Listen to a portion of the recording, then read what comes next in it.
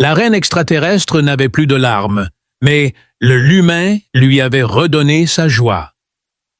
Dans le cœur froid de l'Empire tyrien, où les étoiles étaient cartographiées comme des pièces d'échecs et les lunes portaient des anneaux d'armure, la reine Alaris restait immobile sur son trône.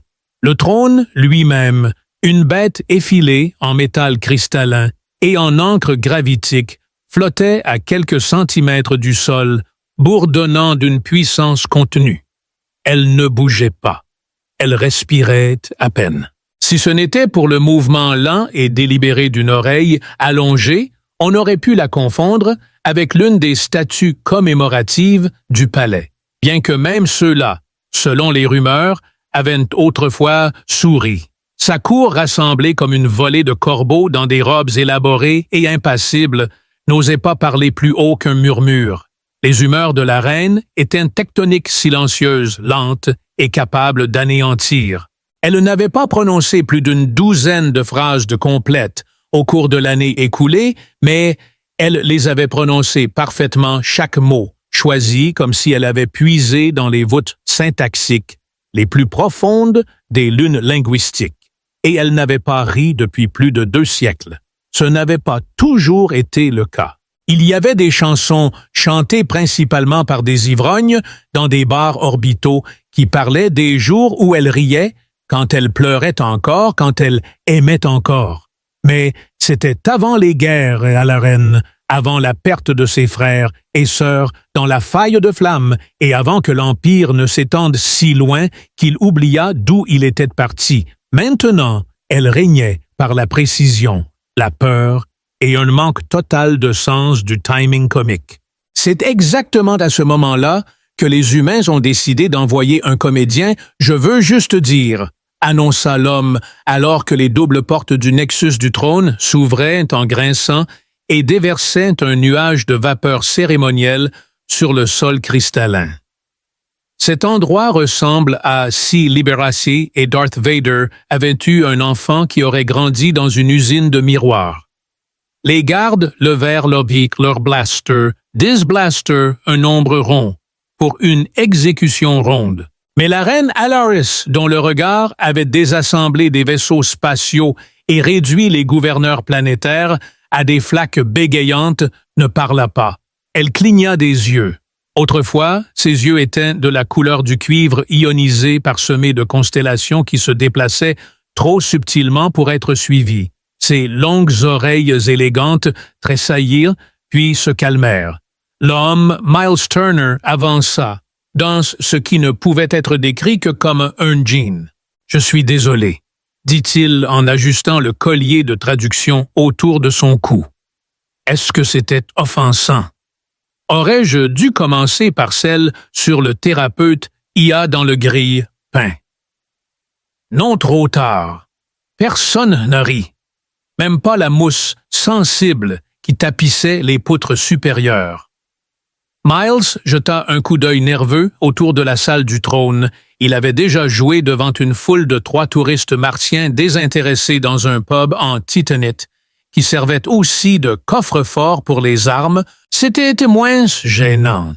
« Je viens en paix », ajouta-t-il en levant les 2 mains.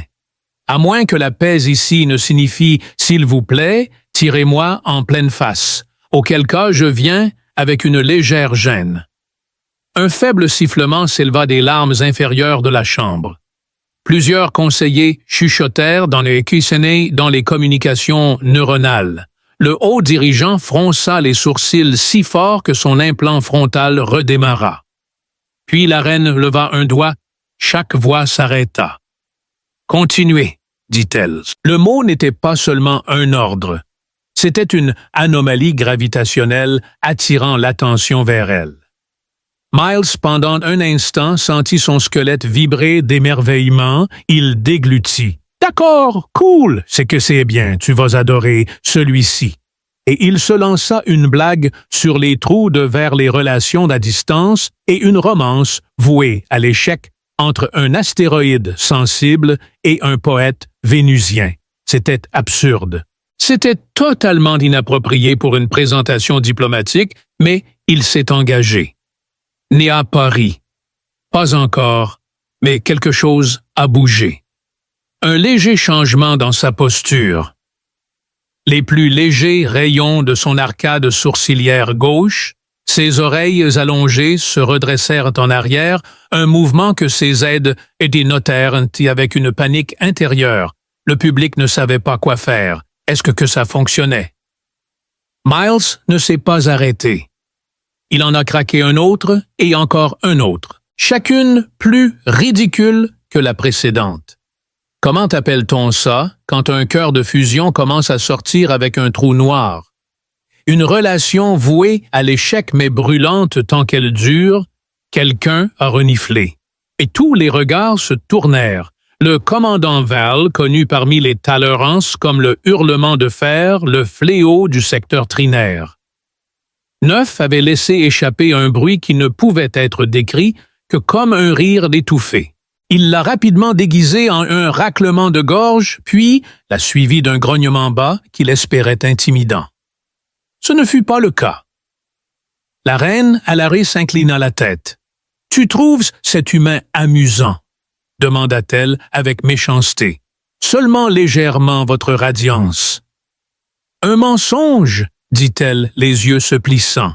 « J'ai entendu ton rate vibrer. » Miles, sentant la glace mince sur laquelle il patinait, ajouta rapidement, « Je veux dire, allez votre grâce. Si je peux rendre toute votre cour légèrement mal à l'aise et reprogrammer quelques rates, je pense que c'est une victoire diplomatique. » Et puis, quelque chose s'est passé. Ce n'était pas un rire, pas encore, mais expiré, un véritable son comme un soupir qui avait oublié comment en être un. Ses lèvres peintes, smith des teintes métalliques, de poussière d'étoiles effondrées se courbèrent légèrement vers le haut. Un murmure parcourut la foule. Un ambassadeur laissa tomber son monocle. « Humain ?» dit-elle enfin. « Tu es soit un idiot, soit un subversif. » Honnêtement, un peu des deux, j'ai suivi un cours d'improvisation une fois. Eric tourna la tête. Le tribunal attendait le jugement. L'humain avait parlé bien trop librement, mais au lieu de le condamner, elle fit l'impensable. Elle se leva. « Je souhaite lui parler. » À nouveau, dit-elle. La cour a perdu la tête collectivement. Silencieusement, bien sûr, c'était la règle. Mais les communications neuronales étaient en proie au chaos, alors que les gardes escortaient bien sortir Miles vers ses nouvelles quartiers situés non loin de la ménagerie royale, qui contenait notamment un calmar alimenté par le sarcasme. Il se retourna une fois, croisa le regard de la reine et lui fit un clin d'œil. Elle ne lui rendit pas son clin d'œil. Cela aurait été indigne. Mais, pour la première fois depuis très, très longtemps, la reine Alaris était curieuse. Et la curiosité pour quelqu'un qui avait régné sans émotion pendant des siècles était une chose dangereuse. Il y avait une porte dans le palais Starborn qui ne s'était pas ouverte depuis 217 ans, pas parce qu'elle était cassée. L'ingénierie tyriane ne croyait pas aux pannes, seulement aux embellissements de conception inattendus, mais parce que personne n'avait osé demander une audience dans l'Observatoire des affaires mineures, une chambre si ancienne et inutilisée qu'elle avait accumulé ce qui ne pouvait être décrit que comme un silence ancien. Mais ce matin-là, elle s'est ouverte. À exactement 0448 heure orbitale standard, ce qui, selon les humains, se situait quelque part entre le brunch et l'angoisse existentielle, un garde à la peau chromée et armé d'un neuroflail de la taille d'une table basse frappa à la porte de la chambre de Miles Turner. « Votre présence est requise », dit le garde, la voix métallique et désapprobatrice. Miles, qui venait de découvrir que les oreillers Toyen étaient remplis d'une substance indistinguable du pudding cru, se redressa, les cheveux en désordre et les chaussettes dépareillées. « Déjà, vous ne servez pas le petit déjeuner ici, hein? » Le garde fixa, cligna lentement des yeux. « Une fois, la reine ne mange pas en présence de comédiens. Juste une fois, j'ai fait étouffer un gars avec un burrito pendant un concert. » Techniquement, ce n'était pas ma faute, mais le procès en a décidé autrement. Le voyage vers l'observatoire les a conduits devant des fontaines anti-gravité, des portraits qui ne bougeaient que lorsque personne ne les regardait, et un couloir particulièrement grincheux qui murmurait des commentaires bunheads et passifs-agressifs en les voyant passer. « Tu appelles ça marcher ?» murmura-t-il à Miles. « J'ai vu des planètes se tourner avec plus de grâce. Je suis harcelé par l'architecture, » murmura Miles. « C'est un tout nouveau niveau de déchéance. » L'observatoire était circulaire vaste et étrangement confortable pour une pièce ornée d'armes d'espèces éteintes. Le plafond était une projection de champs d'étoiles en tant que réel, se déplaçant comme si la pièce elle-même tournait dans l'espace. Queenies se tenait au centre, le dos tourné vers lui, une oreille allongée tournée, juste assez pour suggérer qu'elle l'avait entendu s'approcher. « Vous pouvez parler, » dit-elle. Miles envisagea une blague, quelque chose de léger, peut-être une réplique sur le nombre de casques en forme d'oreille dans l'armurerie, mais le poids de la pièce le fit rester silencieux un instant. Au lieu de cela, il a dit « Tu sais, j'ai joué dans des endroits bizarres, des espaces cryogéniques, des bars à oxygène, une secte. Celui-ci pourrait être mon préféré. » Elle se tourna. Son regard n'était pas cruel, ce n'était même pas froid. C'était curieux et, pour la reine Alleries, c'était comme voir un glacier envisager de devenir de la soupe. « Je souhaite vous comprendre, » dit-elle. Miles cligna. « Tu veux me comprendre? Regarde, je me comprends à peine. Tu parles à un gars qui s'est déjà battu avec un distributeur automatique et a perdu. Ce n'est pas une blague. Oh d'accord. Cool. Cool temps de conversation profonde et significative. Pas de pression. » Alleries se dirigea vers une console intégrée dans le mur. Il s'est déployé comme une fleur sous sa main, révélant un affichage holographique des voies neuronales. « Votre espèce rit, dit-elle souvent de manière inappropriée, parfois même de leur propre douleur. » Miles hocha la tête. « Ça a l'air juste. C'est illogique. C'est de la survie, Votre Majesté. » Elle se retourna vers lui. Faire face implique des dommages, des défauts. Il a esquissé un sourire. « Bienvenue dans l'humanité. Nous sommes essentiellement des contradictions ambulantes, scotchées à un instinct de survie. » Il y eut une pause. Alleries l'étudiait comme si elle essayait de décider s'il mentait ou s'il était simplement exceptionnellement brisé d'une manière charmante. « Je souhaite être témoin de cet humour, » dit-elle enfin. Dans ce contexte, Miles leva un sourcil. « Tu veux montrer maintenant? Ici. Tu sais que j'ai généralement besoin d'un micro et d'au moins 2 touristes perdus. » Harris fit un geste. Un serviteur lui tendit silencieusement un objet sphérique. Il se déplia en un drone d'amplification, flottant, projetant sa voix avec une clarté parfaite et juste une touche de réverbération dramatique. « Oh !» dit Miles en souriant. « Chic !» Il se racla la gorge. « D'accord, votre radiance. Parlons des rendez-vous amoureux à l'ère numérique. Avez-vous déjà essayé de télécharger votre conscience sur une application de rencontre?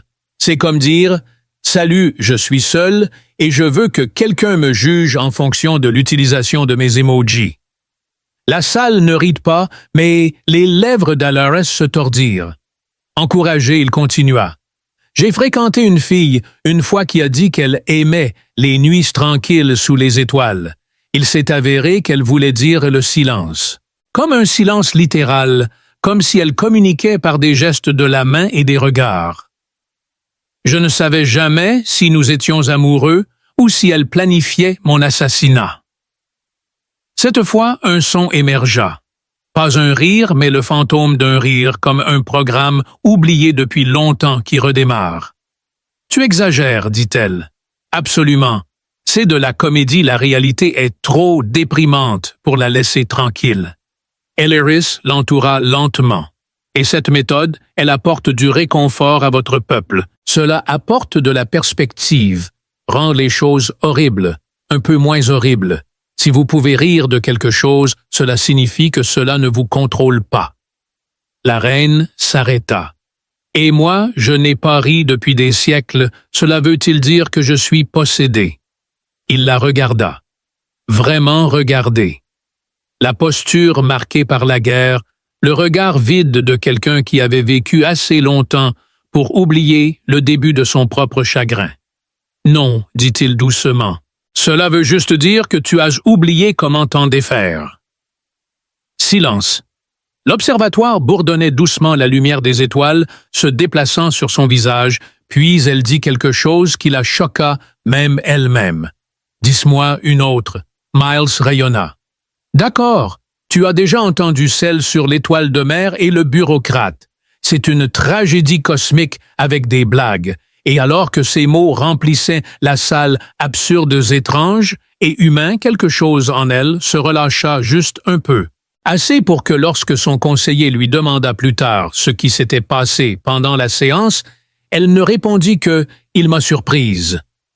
La salle du trône se remettait encore de ce que les courtisans appelaient maintenant, à voix basse, l'incident du presque rire. Depuis lors, il y avait eu 3 réunions d'urgence du Conseil impérial, une analyse psychologique secrète de l'état émotionnel de la reine et une tentative ratée du grand prêtre de la mélancolie de reconsacrer les atténuateurs d'humeur du palais. Rien de tout cela n'a fonctionné. La reine avait demandé à revoir l'humain. Miles Turner n'était pas un homme habitué à être convoqué par la royauté galactique. Il avait l'habitude d'être convoqué par des propriétaires des gérants de bar et une fois par un agent fiscal holographique en retard qui l'avait accusé de frauder une machine distributrice sensible, mais jamais par une reine et certainement pas par une qui régnait, avec la dignité d'une étoile à neutrons et l'accessibilité émotionnelle d'une airlock verrouillée. Il arriva dans une tunique que quelqu'un avait hâtivement fabriquée pour lui. Apparemment, l'AIS du palais avait pris ses mesures et l'avait stylisé en mode décontracté chic spatial. On aurait dit un peignoir qui avait fréquenté un uniforme militaire et avait refusé de s'engager. L'attendait non pas dans l'observatoire, mais dans le jardin des espèces oubliées. C'était son sanctuaire le moins utilisé, un dôme de feuillage impossible de vignes bioluminescentes et de libellules translucides qui s'y teintaient parfois des philosophes anciens sans raison discernable. Les plantes changeaient hors de couleur en fonction de la résonance émotionnelle, ce qui signifiait que lorsque Miles entrait un buisson à proximité, rougissait de rose, puis devenait un beige confus. « Tu es revenu », dit Elleris sans se retourner. « Eh bien, votre garde m'a dit que si je ne le faisais pas, il testerait un nouveau rayon de persuasion sur moi. J'aime mes os là où ils sont, merci. » Elle se tourna alors, et pour la première fois, il la vit sans l'armure cérémonielle, juste une robe sombre et fluide faite de fils de poussière d'étoiles tissées. Ses longues oreilles frémirent légèrement, trahissant sa surprise. « Tu n'as pas peur de moi, dit-elle. »« Devrais-je l'être? Tu devrais être terrifié, répondit-elle. J'ai effacé des dynasties avec moins de provocation que ta blague d'ouverture sur la plomberie orbitale. Oui, mais est-ce que l'un d'eux t'a déjà donné envie de renifler? » Ses lèvres se tordirent. « Je n'ai pas reniflé. C'était un dysfonctionnement de pression. » Il marchait lentement. Les chemins du jardin se réorganisaient pour éviter les flaques, les cailloux tranchants ou les fleurs politiquement controversées. Alors, dit Miles, en scrutant une fougère carnivore qui le fixait du regard. « Pourquoi la visite botanique? C'est ici que tu me montres la plante qui mange les artistes ratés. » « Non, dit-elle, s'arrêtant devant un arbre aux feuilles argentées scintillantes. « C'est ici que je me souviens des morts. » Ah! Une soudaine lourdeur s'installa dans l'air et les vignes s'assombrirent. Ces espèces ont été perdues pendant les guerres d'expansion. certaines à cause de la négligence d'autres par nécessité. Tous silencieux, maintenant Miles hocha la tête sobre. Nous avions une grenouille sur Terre, autrefois. Le dernier de son espèce, les scientifiques l'ont nommé Roméo. Ils ont essayé de lui trouver une Juliette, mais sans succès. Le pauvre gars a passé ses dernières années à croasser dans un micro-hydro comme un chanteur de lounge solitaire. Alice inclina la tête. C'est soit profondément tragique, soit extrêmement humain. Un peu des deux, dit Miles. C'est un peu notre marque de fabrique. Ils s'arrêtèrent à un banc en forme de croissant de lune.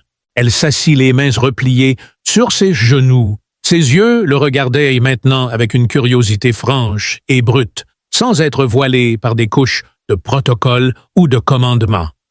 Elle était toujours royale, toujours distante, mais l'écart s'était été réduit. Je riais souvent, dit-elle. Ma sœur, Leah Ray, m'a fait pleurer un jour parce qu'elle a imité parfaitement l'assistant neural de notre mère jusqu'au bips d'erreur. Miles sourit. Les sœurs vous attrapent comme ça, n'est-ce pas? Ça. Elle est morte dans le conflit de la 3e floraison. J'ai arrêté de rire après ça. J'ai cessé de ressentir quoi que ce soit. Il s'assit à côté d'elle, faisant attention à ne pas déranger la plante derrière lui qui avait l'air de pouvoir porter plainte si on la bousculait. Le chagrin est une chose étrange, dit-il. Ce n'est pas un interrupteur. C'est une pièce dans laquelle tu continues de vivre longtemps après que les lumières se soient éteintes. Elle est restée silencieuse un moment. Tu as dit que le rire te libère, dit-elle. Que si tu peux rire, cela ne te possède pas. Je l'ai bien dit. Et si je ne veux pas encore rire, elle a demandé.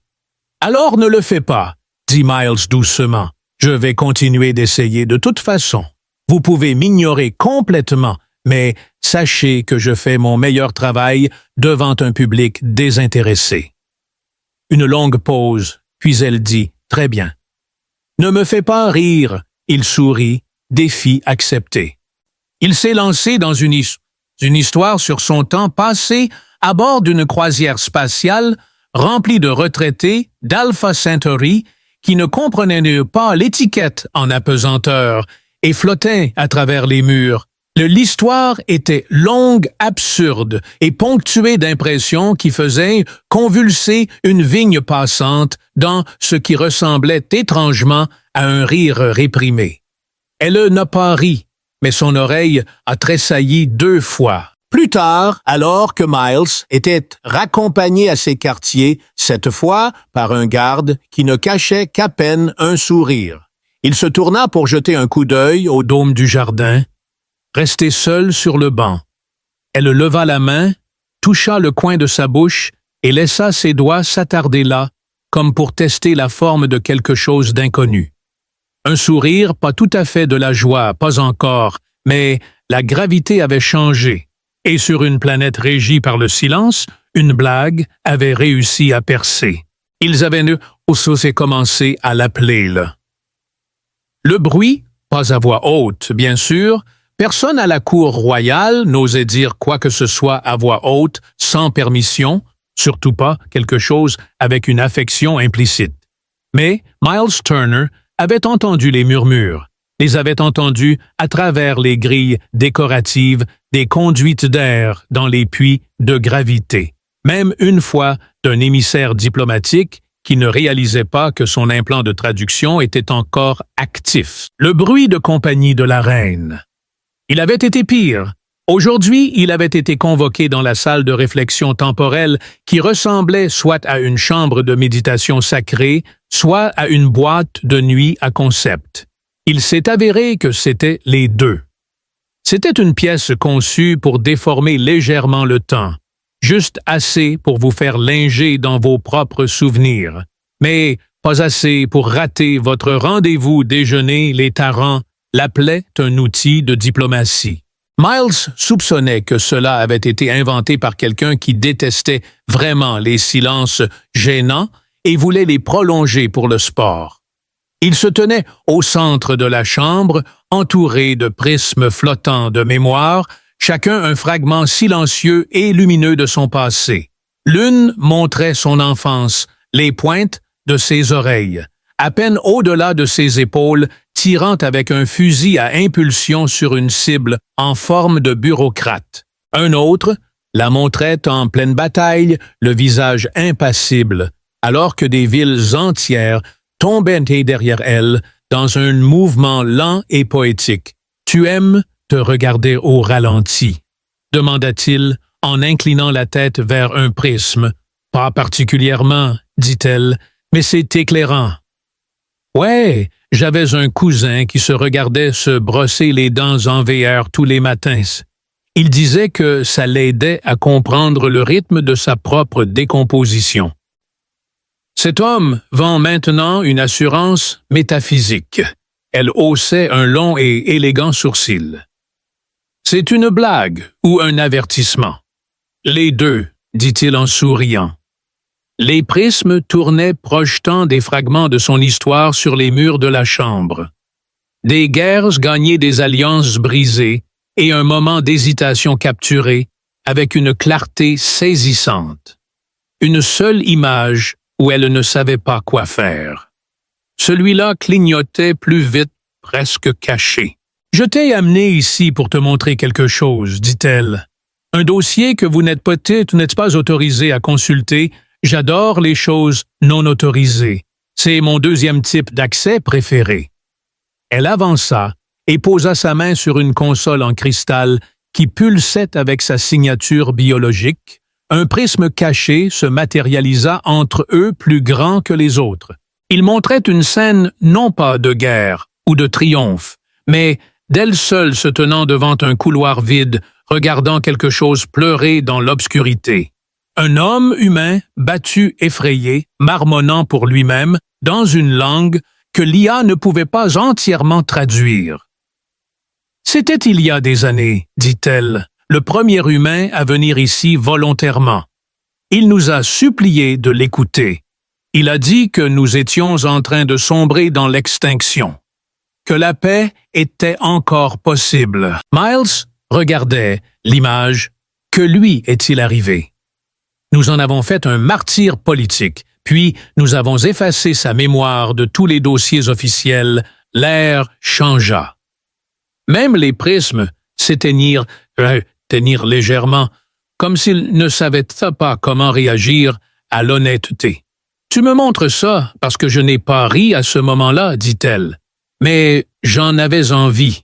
Il cligna des yeux. Tu voulais rire d'un gars qui implore la paix. Numéro. Je voulais rire de l'absurdité de tout cela. Comment cette créature est venue en saignant et terrifiée et a quand même essayé de nous rendre meilleurs? C'était tragiquement insensé d'une manière que seuls les humains semblent capables de faire. Miles resta silencieux un moment. Ouais, on est vraiment mauvais pour abandonner. C'est un peu notre truc. Elle l'observa. Tu n'es pas un diplomate, pas un guerrier. Vous n'avez aucune autorité, aucune compétence d'importance. Merci. Et pourtant, vous avez changé plus ici en quelques semaines que mon Haut Conseil ne l'a fait en des décennies encore. Merci. Elle s'est approchée. Comprenez-vous ce que cela signifie? Que votre conseil est mauvais dans son travail. Sa bouche se mit à trembler. Pas tout à fait un sourire, mais presque. Cela signifie que la joie, en tant que force, peut être plus déstabilisante que la colère.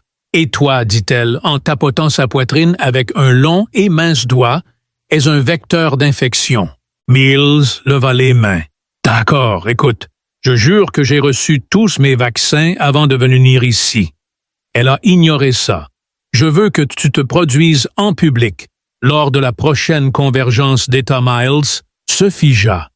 Tu veux dire devant toutes les autres espèces galactiques, ceux qui pensent que la comédie est une manœuvre stratégique.